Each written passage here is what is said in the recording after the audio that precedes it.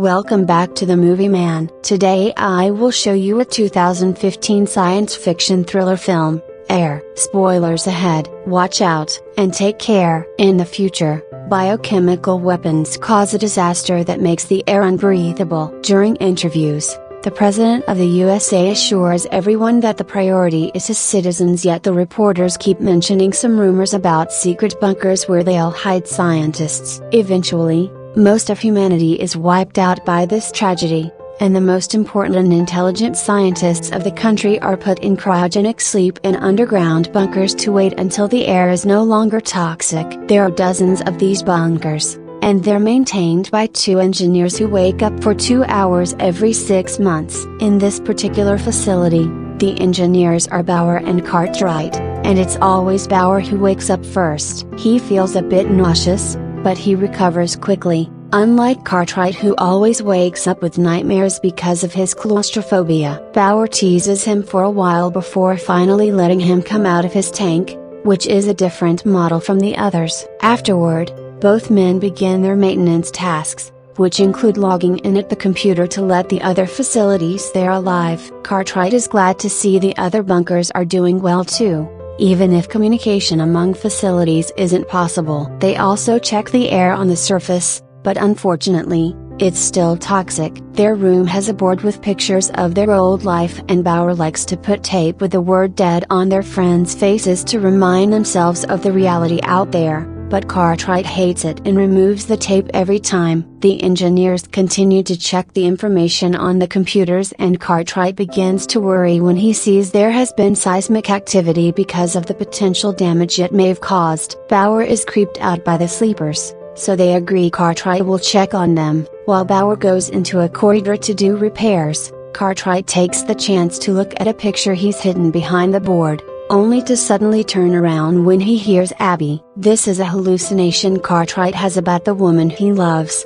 and he doesn't mind chatting with her when he's alone. After putting the picture in his pocket, Cartwright goes to check on the sleepers, and it's revealed Abby is one of the scientists there. Her hallucination appears next to her tank while Cartwright runs the diagnosis, and she insists Cartwright should tell Bauer about her, but Cartwright says he'll wait for the right time. At that moment, Bauer joins him and begins complaining about the sleepers, thinking it's a waste of resources and their lives to babysit a guy who knows some stuff about reptiles. However, Cartwright truly thinks the scientists are the future of humanity, and he's calculated that they'll be sleeping for 20 more shifts. Once they're done with their duties, the duo uses their remaining minutes to watch old TV recordings, and play chess, and Bauer even uses the bathroom for a date with Manuela. Abby visits Cartwright again, saying she looks forward to being together again when he falls asleep. However, Cartwright is nervous because entering the tank is always hell for him.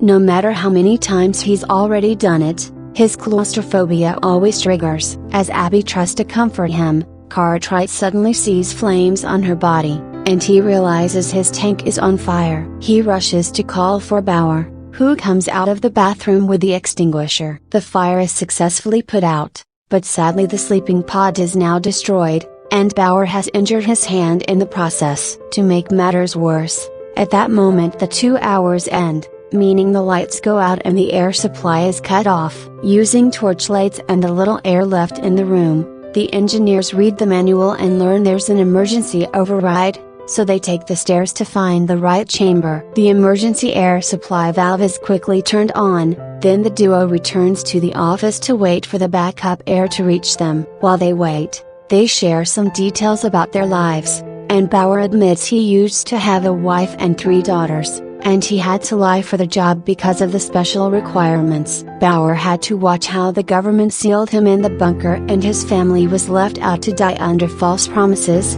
and Cartwright says he understands even if he doesn't have a family. At that moment the power finally comes back and the air supply is restored, causing the clock to give them 2 more hours. The engineers go looking for a spare pod at the storeroom but don't find any even if the manual says spares exist. Cartwright realizes this may not be the only storeroom and checks the bunker blueprint, which has a bunch of codes he doesn't understand. There's also a room named long-term storage that they usually don't cover because it's sealed off, but Cartwright bets the spares are there. The duo removes the seal and goes down a corridor they've never seen before, finding a door at the end. Behind it, there's a locker room where Cartwright finds a broken security camera, which doesn't make sense because their system isn't connected to this room. Bauer explains it's probably a leftover from the time this place was a military facility. Searching deeper inside, Cartwright sees Abby again, and she guides him to the box where he finally finds the spare pod. The engineers quickly fix Cartwright's tank, but he's still afraid of getting inside. Bauer volunteers to test it first, and as soon as he lies down, he notices there must be a leak and the air is getting thinner in there. Cartwright goes to check the pump and suddenly, the chamber sucks Bauer down, suffocating him until he doesn't struggle and panic anymore. When Bauer is about to die, Cartwright finally shows up and cuts the pod to free him. Thinking Cartwright tried to kill him, Bauer furiously pushes him away, but Cartwright explains he was delayed because he couldn't find a knife to break the pod open. Cartwright also reminds him that it should have been him, which convinces Bauer it had been an accident. Since Cartwright's pod is destroyed now, Bauer decides they must kill one of the sleepers to use their tank instead. Cartwright reminds him they must take care of the sleepers, but Bauer changes his mind by pointing out nobody can do the caring if they're dead. While Cartwright prepares a morphine injection for the euthanization, Abby shows up and asks him not to do it. She also says it's as simple as ABC. Like and subscribe may look simple for you, but for us, it's precious. Please like, subscribe, and press the bell icon for the latest notifications. Thank you for being so supportive. Getting an idea, Cartwright announces he can't commit murder, and Bauer immediately begins arguing about this, saying this is about survival. Then Bauer begins hitting him, but Cartwright pushes him away and threatens him with an injection as he asks his friend to give his idea a chance. Feeling defeated, Bauer accepts. The duo returns to the office and thanks to Abby's clue, Cartwright realizes that the weird codes on the blueprint are the same ones on the computer, meaning each code represents another bunker facility that may have more spare parts. Bauer thinks it's too dangerous since they can't know if there are air leaks between facilities, but Cartwright is willing to take the risk. Then Cartwright puts on a hazmat suit that will provide clean air and a radio that will keep him in contact with Bauer, who will guide him by following him on the security cameras. When he enters the first corridor, he's shocked to discover a skeleton on the ground, whose clothes and gun said it used to be a soldier. With only half an hour left, Bauer begins fixing some old monitors in the office while Cartwright goes further inside the dark tunnels, where he finds lots of floating blue dust from the airborne contaminant. After walking for a while, Cartwright finally appears on the old security cameras, so Bauer begins labeling the fixed monitors properly. Eventually, Cartwright finds a door with a sign that confirms this is the ABC facility. After struggling with a jammed lock, Cartwright comes inside and is shocked to discover nothing here is working. Since he can't open the door, Cartwright begins to feel hopeless, and Abby appears to ask him not to give up. At that moment Bauer comes up with a solution. Cartwright can enter the ABC facility by crawling through the air duct. The claustrophobia immediately kicks in,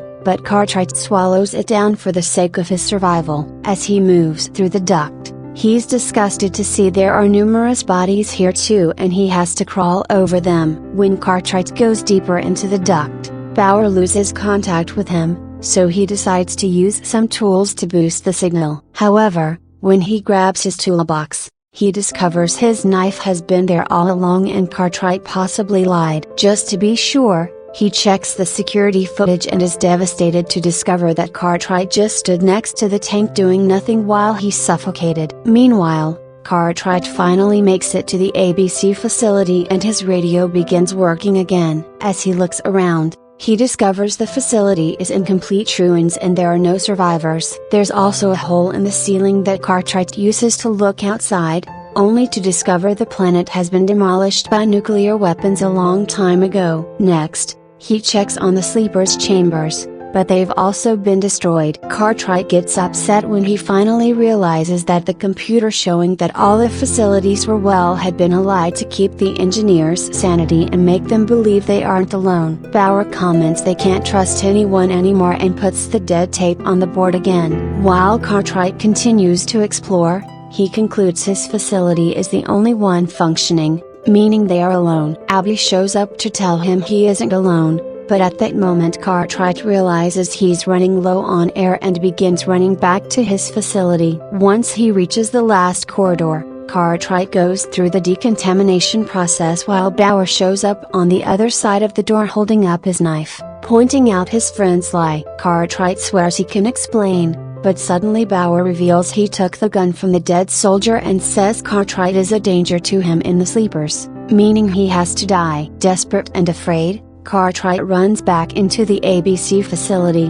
but the air is running out and he has trouble running. Abby shows up and tells him to get back into the air duct because there's an alternate path he can take. As Cartwright crawls his way through, Bauer berates him through the radio, telling him how much the betrayal hurt and that he'll die soon if he doesn't come back. Cartwright just ignores him and keeps on moving until he finds a path that takes him back to his facility, where he quickly removes his suit to breathe properly again. Then he tries to return to the office, only to suddenly be found by Bauer, who opens fire. Luckily the shot doesn't land in the darkness, and Cartwright runs back to hide behind the door. Bauer continues to follow him, ignoring Cartwright's pleas and reminders that they're the last survivors because he's afraid that Cartwright will kill him in his sleep. Using his radio, Bauer makes noise to find Cartwright through his communicator, but when he follows the echo he discovers Cartwright left his flashlight and his radio behind to trick him. Meanwhile, Cartwright locks the door behind him and goes to the infirmary to get some morphine. He isn't sure if he should kill a dear friend, but Abby convinces him to do it or Bauer will kill him first and they'll lose their future together. After getting the injection ready, Cartwright comes out and discovers Bauer has managed to open the door and get inside. He tries to sneak around carefully, but a shot to his shoulder takes him by surprise. Bauer comes closer as he suffers for having to kill a man he considered family, and Cartwright tries to explain he did it to protect his lover as he hands Bauer his secret picture. Then he starts talking to Abby, which angers Bauer because it sounds like madness. Cartwright uses this distraction to jump on Bauer and make him drop the gun, then he fails to hit him and runs away into the sleeper chamber. Bauer recovers his gun and finds the picture on the floor, and something on it looks familiar. He rushes to see the sleepers and confirms that Cartwright has been lying more than he thought. It turns out Abby is Cartwright's wife, and that's the only reason why he cares so much about taking care of the sleepers. Furious, Bauer threatens to kill Abby to make his friend come out, but Cartwright surprises him from behind by injecting morphine on his shoulder. Bauer tries to respond by shooting Cartwright, but the morphine kicks in and he falls to the floor in pain. Cartwright intends to help him, but Bauer reminds him there isn't much time left so Cartwright should go to sleep to keep taking care of his girl. Cartwright goes back to the office and uses Bauer's chamber to go to sleep right before the clock reaches 0. Before losing consciousness, Cartwright sees an illusion of Bauer playing with the chess set. Many years later, the sleepers finally wake up from their cryo-sleep and begin looking around to see the current state of the world. Abby searches for Cartwright and discovers he's now an old man, but she hugs him anyway.